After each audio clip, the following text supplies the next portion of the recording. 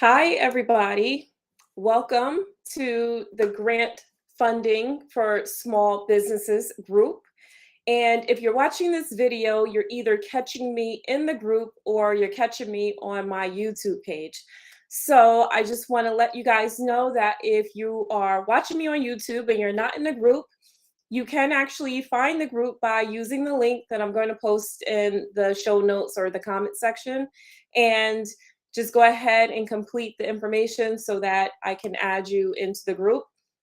In just a second, I'm going to tell you what this is all about. Also, for those of you who are in the group and you would like to find me on YouTube, I will do the same. Check the comment section or the notes, and I will give you my YouTube information. So the grant funding group is basically to connect people who want grants, which I call them my grant getters, to people who give grants, which are the grant funders, okay, or the grant givers.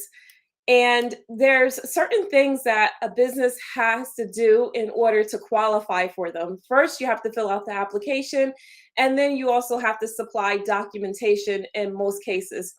Many businesses do not do either one of these steps because they don't know exactly what they need to do in order to apply.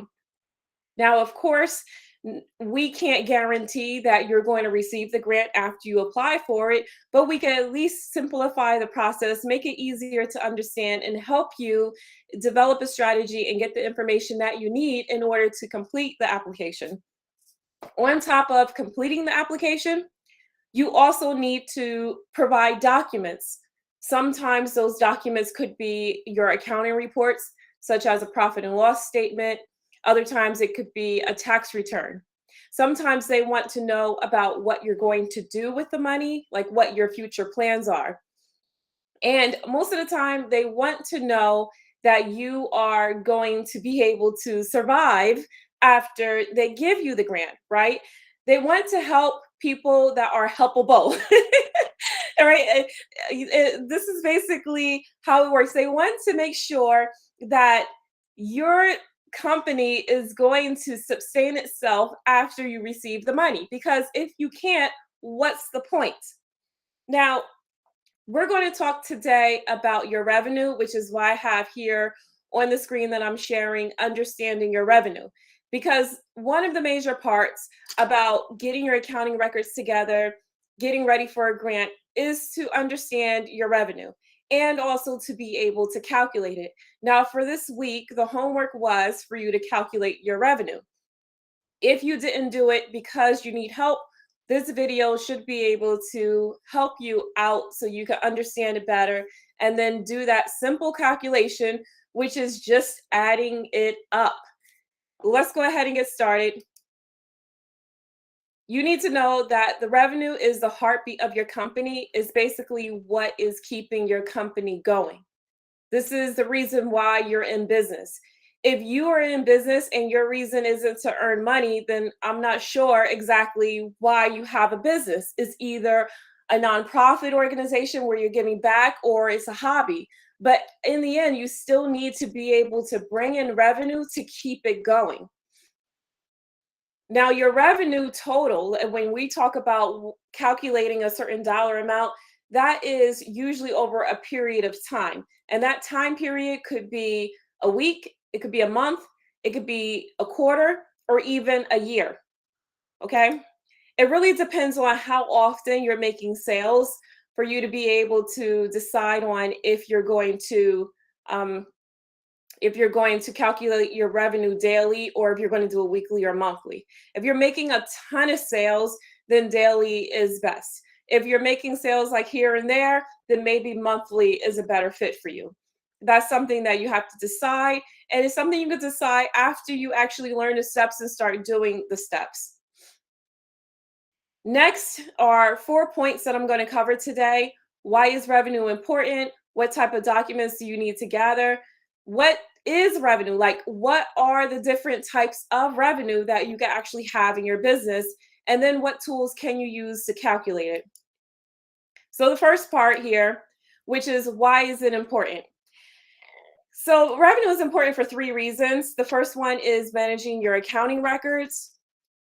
This basically helps you know, okay, here's a financial position of my company. By having revenue, that is the first component of a profit and loss statement. So by having that piece in there, you're able to move forward and continuing on developing this statement. Now, there are other components of it, which we will cover as the weeks go by, but revenue is the first part. You need your accounting statements because they help you determine a lot of things financially within your business, and they also help you see where your growth patterns are. You may want to pay yourself. Okay, you may want to bring on an employee. You may want to make a purchase of something. These financial statements can help you with that. Next is understanding cash flow and your budget. So, kind of like attached to what I just mentioned earlier with revenue, understanding your cash flow lets you know at what period in time you can actually afford to pay for something. Maybe you receive a bulk of your money in the beginning of the year and not so much in the middle of the year. And so, when you notice these patterns, you're able to actually lay things out or schedule things out or plan it out to where you know, okay, let me purchase this piece of equipment in February rather than trying to purchase it in June. Also, with a budget, you'll be able to plan out what you can afford to buy for the year. So just because you receive the majority of your money in the beginning of the year, right? Let's just say your cash flow leads to like the majority of your sales come in at the beginning of the year. That doesn't mean that you can still afford something throughout the whole entire year. So if you purchase it in February, it doesn't mean that it's not going to hurt you later on in June or in, say, November. You have to actually understand how much you can afford and what your limitations are. And that's why a budget is important. Next is trends and growth. So your revenue will be able to tell you how far you've come with your business over a certain period of time. You may want to look back on 3 previous years or even 3 previous quarters or even 3 previous months to see, am I gaining in sales? Am I getting more customers? This is very important for grants because they want to know, again, that your company is going to be able to sustain itself. Now, I do want to be clear on something. If your company is not doing so great, it does not mean that you will not be eligible for grants. It just means that you have to be aware of where your weaknesses are and you have to be able to improve them. And the grant money will actually or could be what's going to help you improve. It could be that push that you need to get over that hunch.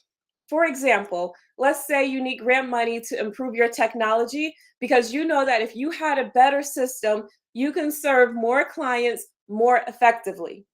Okay, that's a way that you'll be able to get over that boundary that you're currently facing and become sustainable. Let's see here. We're going to move on to the next one, which is part two. And this is regarding the types of documents. So there's a long list here, and I will put it in the comment section so that you'll know. But the types of documents that there are business generated documents, which are like your cash register receipts. We have your receipt books. Okay, so if you actually handwrite out a receipt and give it to someone, you can also use invoices. Okay, those are examples of business generated documents. Bank and other entity documents, an example of that would be your bank statements. Or if you take credit card payments, then those credit card companies actually give you a credit card statement as well. So you can see not only how much money you've earned through credit card charges, but you can also see what your fees are. Because when you're accepting credit card payments from customers, you have to pay a fee to the credit card company for processing that payment for you. And then we have tax documents.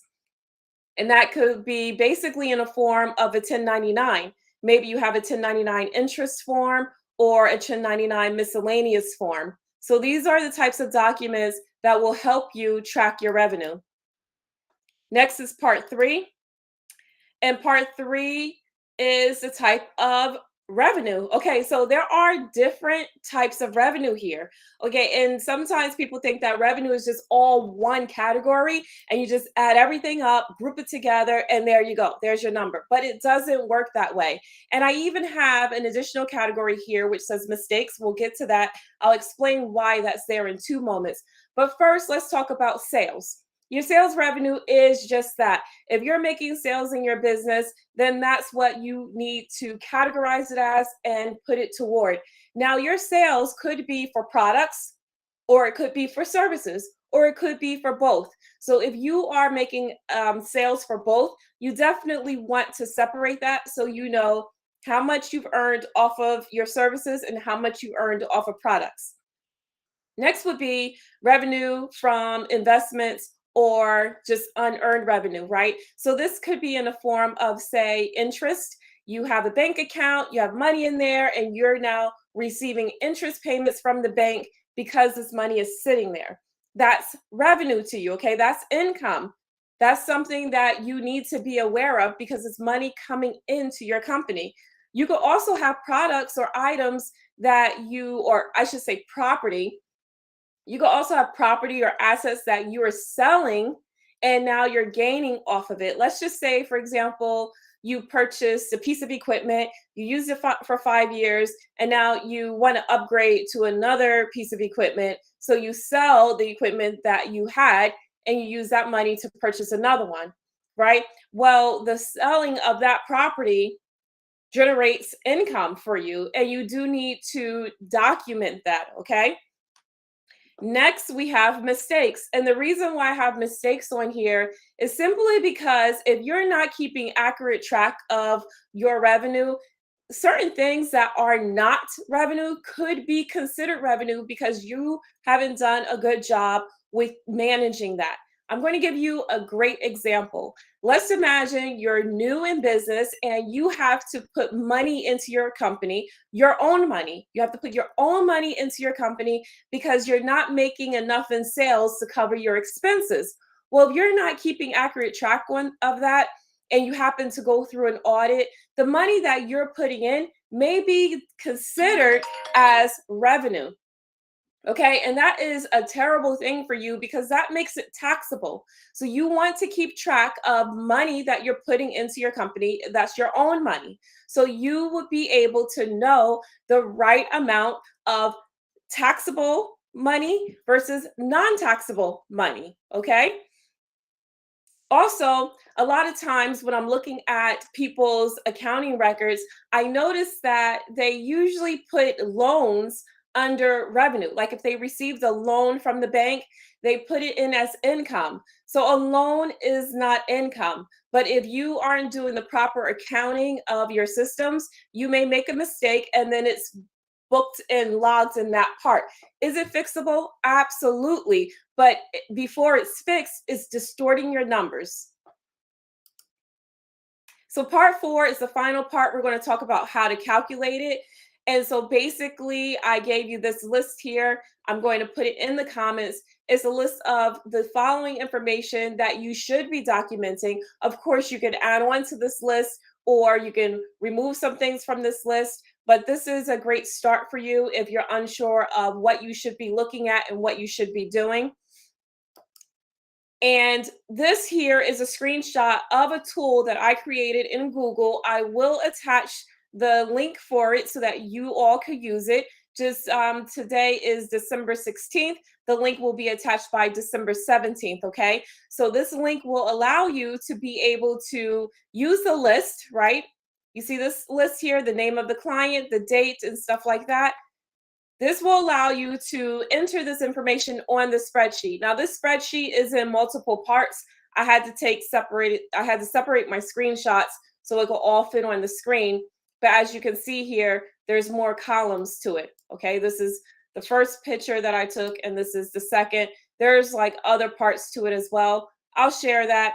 I'll also share a video on how to use the spreadsheet in case you're unsure. So that is it. Now, if you want this tool, if you want me to DM you the video on how to use the spreadsheet, go ahead and just comment, share with me. Okay. And also, if you're watching this on a replay, I should have said this earlier, just comment replay. If you left a comment for me anywhere, I will go back to it and try my best to answer all comments, or I will create a question and answer session and just answer your comments and your questions in that particular session. I hope this was super duper helpful. Thank you for tuning in. And again, if you're watching this on the replay, feel free to say hello and leave a comment for me. Okay, bye.